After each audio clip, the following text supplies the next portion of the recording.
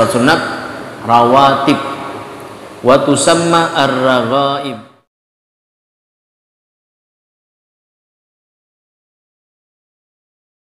yaitu qabliyatul maktubat, salat sunnah sebelum salat fardu, wa ba'diyatuha, dan salat sunnah sesudah salat fardu. Artinya salat sunnah yang mengiringi, yang mengikuti salat fardu.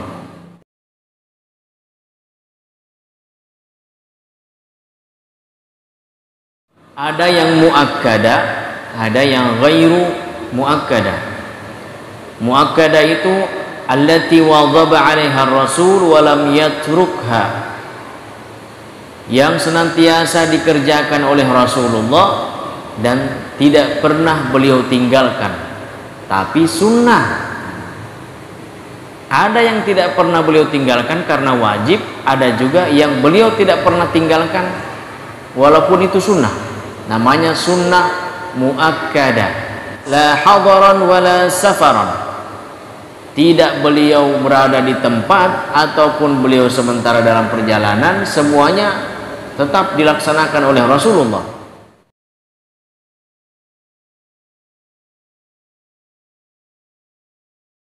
Ada 10. Nah, ini masing-masing kita hafal ini. 10 sholat sunat rawatib yang tidak pernah ditinggalkan oleh Rasulullah. 2 rakaat sebelum sholat subuh. Nah, sudah 2 ya, kan ada 10 rakaat semuanya.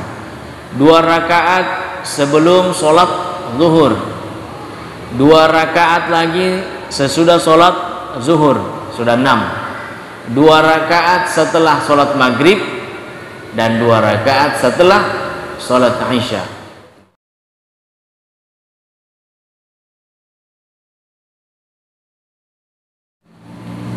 Untuk ghairu muakkada, yang ghairu muakkad, wahiyya allati lam yuwadhib 'alaiha Rasulullah, yang tidak terlalu dipaksakan oleh Rasulullah untuk melaksanakan.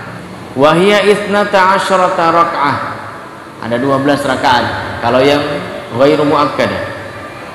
Rak'atani ukhrayani qabla adh-dhuhri wa ba'da, 2 rakaat sebelum zuhur, 2 rakaat sesudah zuhur. Nah, jadi sebelum zuhur ini jamaah sekalian, ini ada 4 rakaat. Kalau ditambah dengan tahiyatul masjid, berarti 6 rakaat sebelum zuhur. 2 rakaat tahiyatul masjid, kemudian 2 rakaat lagi sebelum zuhur qabliyah. Laksanakan lagi 2 rakaat sebelum zuhur qabliyah, berarti 6 rakaat semuanya kalau dengan tahiyatul masjid. Setelah zuhur 2 rakaat ba'diyah, setelah salam salat lagi 2 rakaat ba'diyah. Yang 2 rakaat sebelumnya muakkad, dan 2 rakaat yang lainnya itu ghairu muakkad. Berikutnya wa arba'u raka'atin qabla al-asri, sebelum asar 4 rakaat. 2 rakaat dulu qabliyah, tambah lagi 2 rakaat qabliyah. Wa rak'atani qabla al-maghribi, 2 rakaat sebelum maghrib ada. Jadi 2 rakaat sebelum maghrib itu termasuk ghairu muakkada. Kemudian 2 rakaat sebelum isya.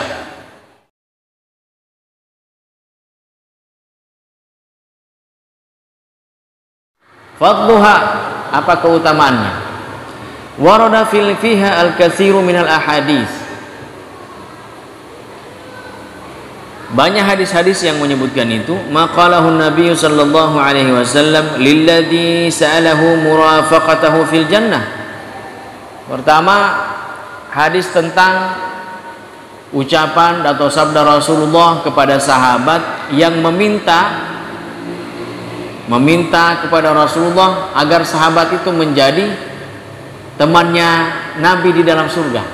Ya Rasulullah, bolehkah engkau berdoa kepada Allah Subhanahu wa ta'ala supaya saya menjadi temanmu di dalam surga?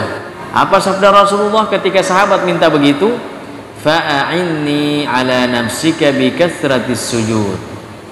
Tolong saya